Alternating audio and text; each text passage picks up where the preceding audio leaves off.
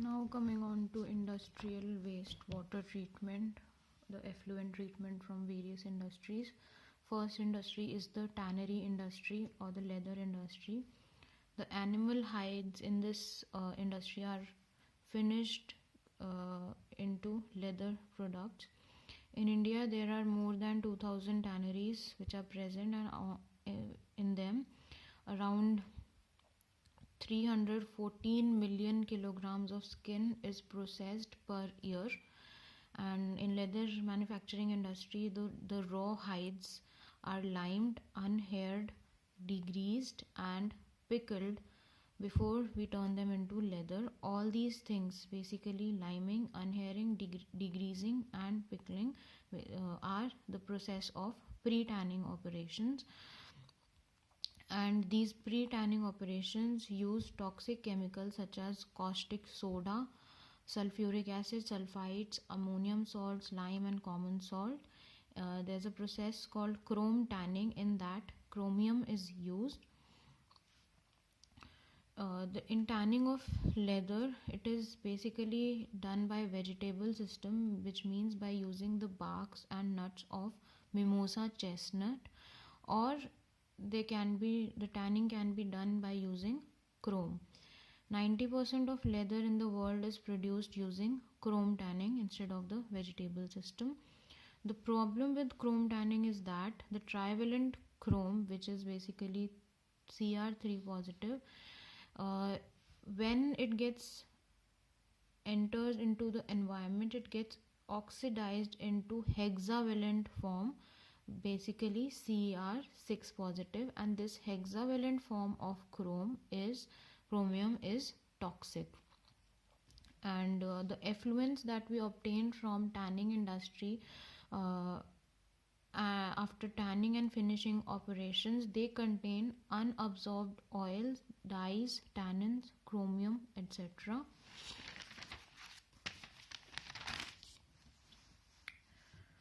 And because high oxygen demand is there in this tannery effluent, because the high oxygen demand is there in tannery effluent is because of the presence of proteins and vegetable tannins. So why the effluent from tannery industry is a matter of concern? It's because of its high pH, excessive alkalinity, suspended matter, injurious sulfites, the color, non-biodegradable matter, and the high salt which may be present in the effluent coming from the tannery industry. And if we deposit tannery effluents into the sewage, it may lead to deposition of calcium carbonate and encrustation of sewers, which causes sewer clogging, H2S generation and interference with sewage treatment plants. So because of all these reasons, we cannot directly lead the tannery effluent into the sewage industry. They need to be treated in a slightly different manner. So the effluent treatment of tannery waste water consists of the following steps. The steps involved: first, segregation of salt bearing waste and chrome tan waste. So in this, first of all, we need to segregate the normal salt bearing waste and the chrome waste. These two are segregated in the first step. Then mixing and equalization is carried out of the remaining effluent, and then further primary treatment and secondary treatment is carried out just like the normal sewage water is treated. The primary treatment in tannery industry may consists of screening and settling as is done in the sewage wastewater treatment. The secondary treatment varies.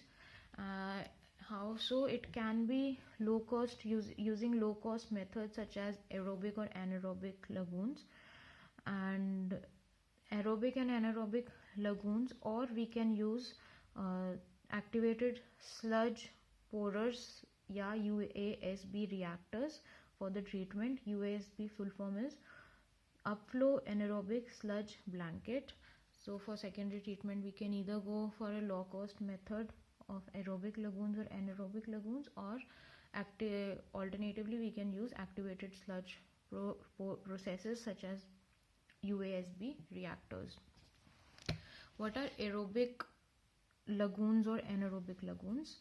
Aerobic lagoons are shallow tight water ponds which are 2 to 3 meter deep, and in these waters are kept for about a week, and aerators are present in the lagoon so that air gets mixed up.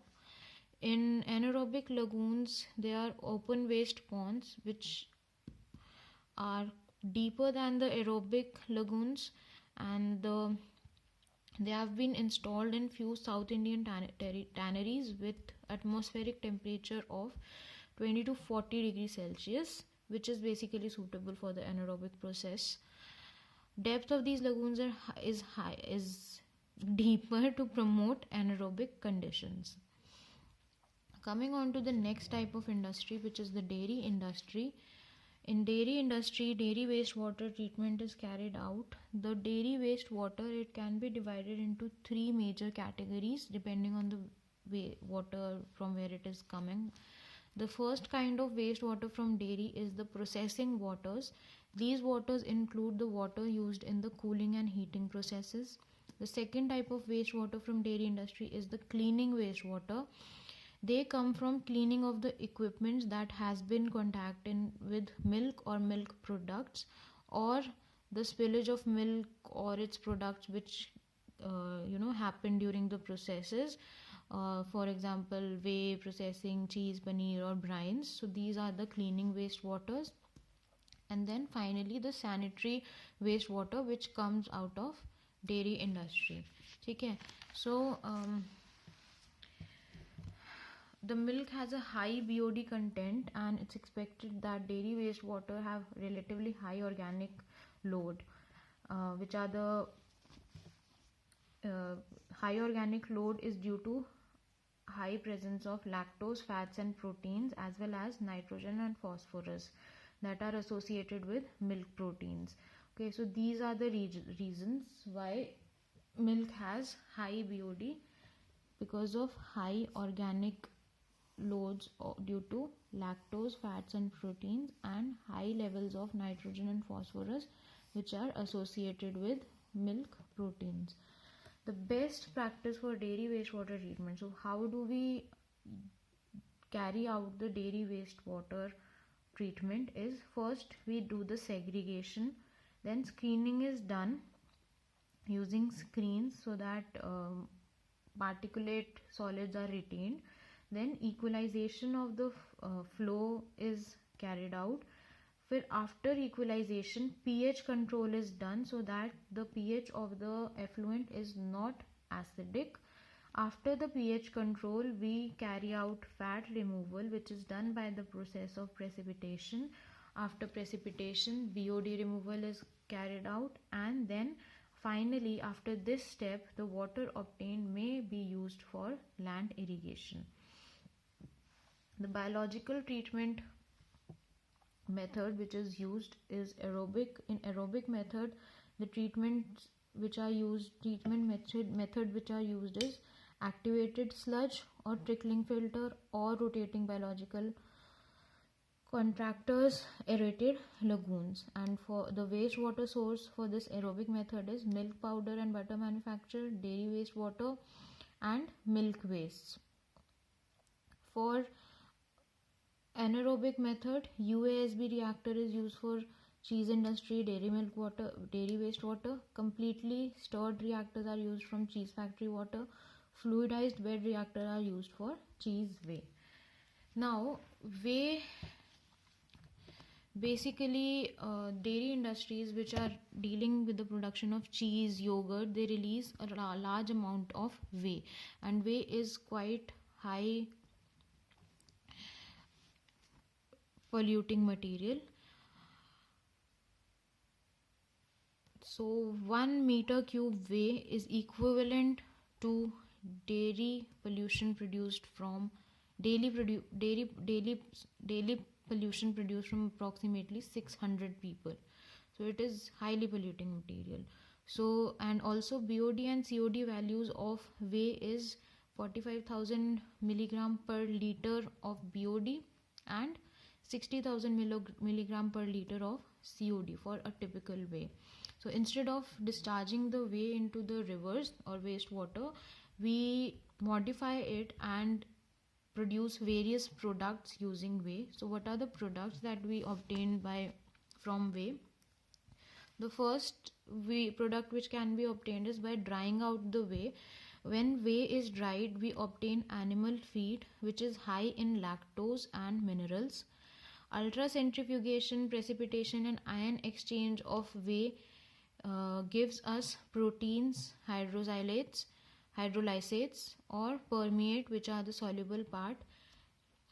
This permeate is used in production of single cell protein, and the permeate hydrolysis leads to increase in sweetness, so which can be used in food industry or confectionery, bakery, etc. Ethanol production, whey can be used in ethanol production as well as a carbon source. After chemical hydrolysis of whey, galactose, lactose and lactoblonic acid can be obtained. So these are the things which can be obtained by different processes from whey. Applications of whey, we can use whey in other ways also. From Candida or Cluveromyces, yeast biomass is obtained. Its yeast hydroxylate is used as media component or used to purify beta-galactosidase enzyme. Whey can be used to grow baker's yeast, which is Saccharomyces cerevisiae. In ethanol production, whey can be used as a carbon source for Cluveromyces marxanus. In lactic acid production, whey can be used for lactic acid bacteria in media. Propionibacterium uses whey to produce propionic acid, and in anaerobic treatment, mixed anaerobic bacteria use whey to produce methane gas, which is a biogas. Next is the distillery industry wastewater treatment. There are two types of wastewater. In India, around 150 distilleries are present which manufacture alcohol. Distillery wastewater has two streams. The stream 1, wastewater from the fermentation tanks are removed, and it consists of yeast, sludge and residues, which is basically the solid part, and the stream 2, which comprises of distillery spent waste from distillation columns. For each 1 liter of alcohol which is produced, around 10 to 15 liter of spent wash is obtained.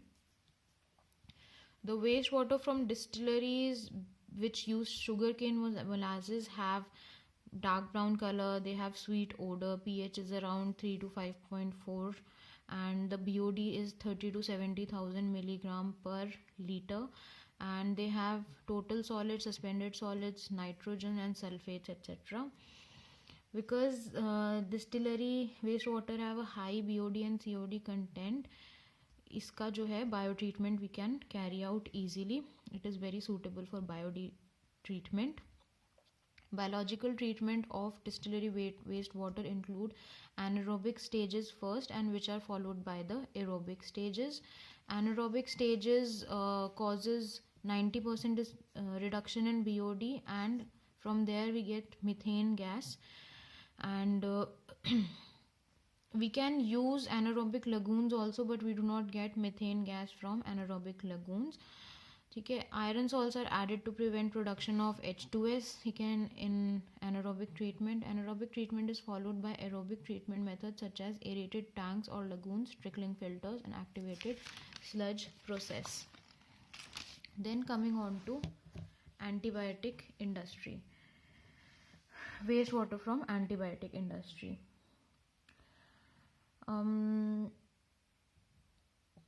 So origin of antibiotics in wastewater is associated with widespread use of drugs in human medicines. Almost 50 to 90% drug mix in water through sewage.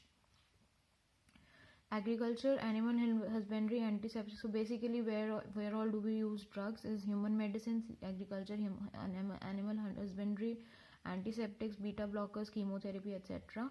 In addition, industries involved in their production also contribute to their presence in wastewater. Wherever there is production of antibiotics, the wastewater is from those industries contain those antibiotics.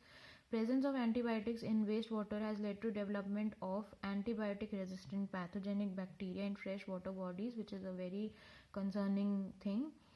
The conventional wastewater treatment comprising of primary and secondary treatment is ineffective in removing antibiotics from water. Tertiary treatment involves the breaking down of the target molecule by introducing steps like oxidation by passing through ozone and exposure to UV light. These steps modify the chemical structure and render the antibiotics harmless by hastening its degradation. Membrane technology is another technology in which we can use to eliminate the antibiotics from wastewater after the secondary treatment of that water has been carried out. What we do in membrane technology is there is a tangential flow of wastewater and a membrane is present in the tube where there is a tangential flow. It contains different pore size, and the pore size should be smaller than the size of our antibiotic. Antibiotics are removed through the pumping action of the filter, and the permeate is carried out further. Wastewater to be treated, it flows tangentially to the membrane. This cross flow of water inhibits the formation of deposits. The dissolved and suspended solids along with antibiotics are retained on the membrane. Cross flow membranes come in different pore sizes. Pore sizes from 0.001 to 2 micrometer. Size is chosen on the basis of the molecular weight of the substance that needs to be removed. Such processes increases the processing cost of wastewater treatment substantially and are not favored by many industries because of cost. So that's it for wastewater treatment.